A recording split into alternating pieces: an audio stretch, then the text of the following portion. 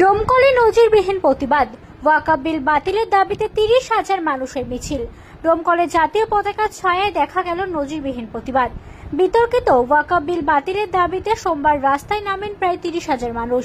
শহরের বিভিন্ন প্রান্ত ঘুরে শান্তিপূর্ণ মিছিলটি প্রশাসনের উদ্দেশ্যে বার্তা পৌঁছে দেয়। বিক্ষোভকারীদের অভিযোগ, প্রস্তাবিত বিল সংখ্যালঘু সম্প্রদায়ের অধিকার খর্ব করবে। দাবি না মানা পর্যন্ত আন্দোলন চলবে বলেও জানান তারা। অতিরিক্ত নিরাপত্তার ব্যবস্থা থাকলেও গোটা কর্মসূচি শান্তিপূর্ণভাবে সম্পন্ন হয়।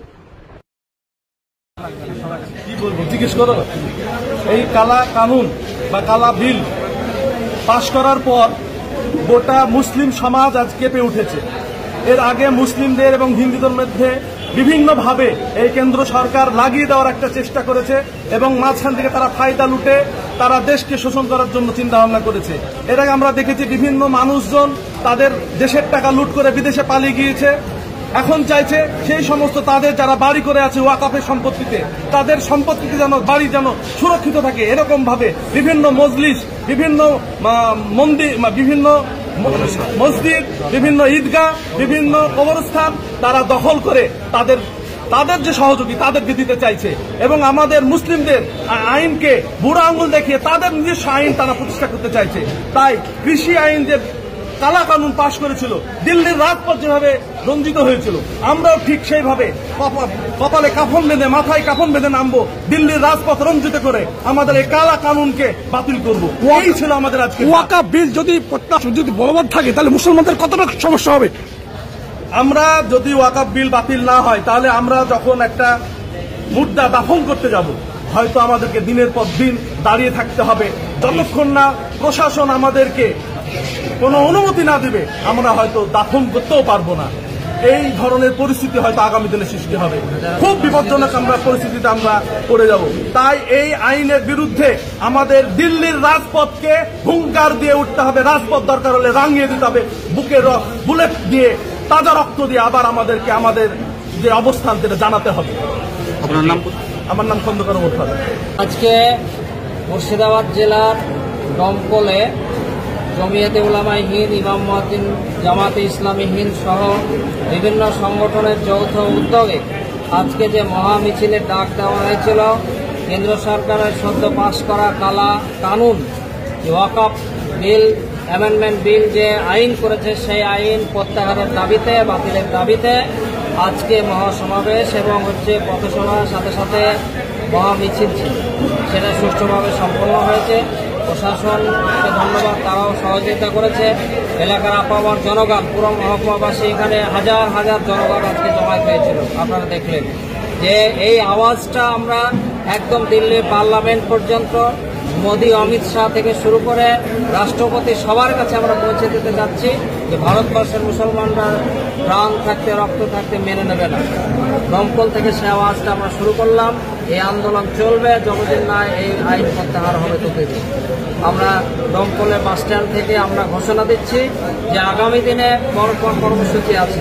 কলকাতা, বহরমপুর, সারা ভারতবর্ষের সব শহরে চলছে।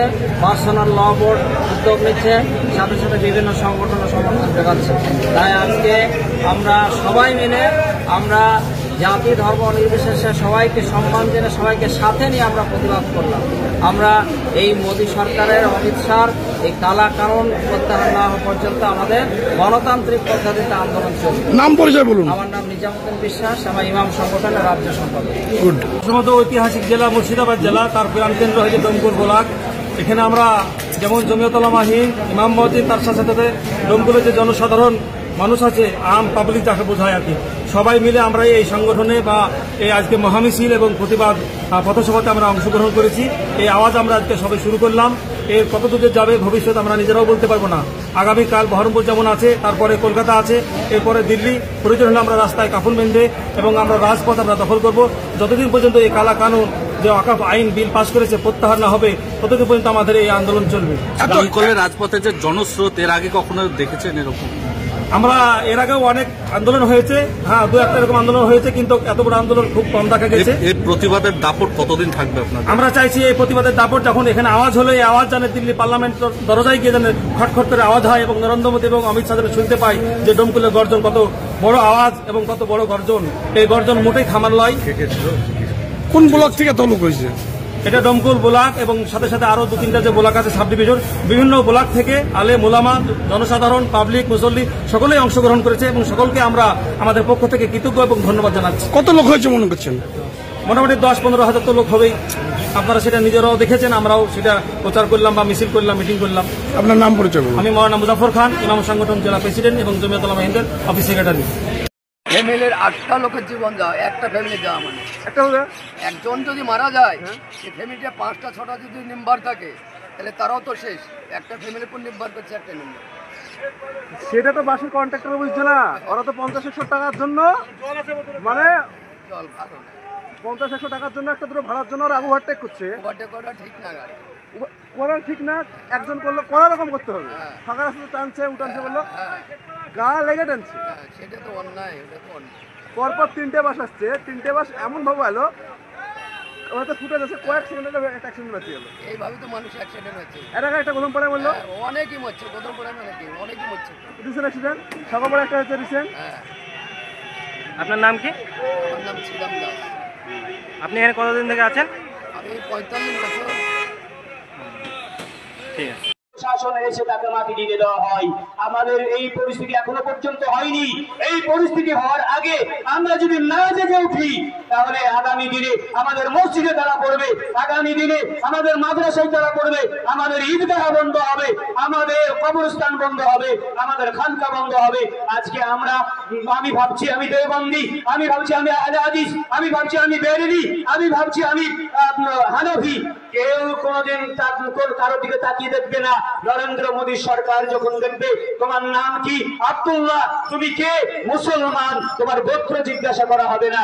মুসলমান, এখনো সময় আছে, সময় থাকতে জাগুন, সময় থাকতে এক প্ল্যাটফর্মে আসুন। যদি আমরা এক প্ল্যাটফর্মে না আসতে পারি, তাহলে আমাদের অবস্থা এতটাই খারাপ হবে যে আমরা কোনো জায়গায় দাঁড়িয়ে কথা বলার মতো সুযোগ পাবো না। তাই আমি সকলের কাছে অনুরোধ করব, সমস্ত রকমের ভেদাভেদ ভুলে গিয়ে আমরা একটা প্ল্যাটফর্মে এসে ওয়াকফ বিলের বিরুদ্ধে আমরা এক হয়ে লড়াই করি। যে যেখানে যখন ডাকবে, যে অবস্থায় আমাদেরকে লাভবাহিক বলে সাড়া দিতে হবে। আমি আর কথা বাড়াচ্ছি না, আমি এর পরবর্তী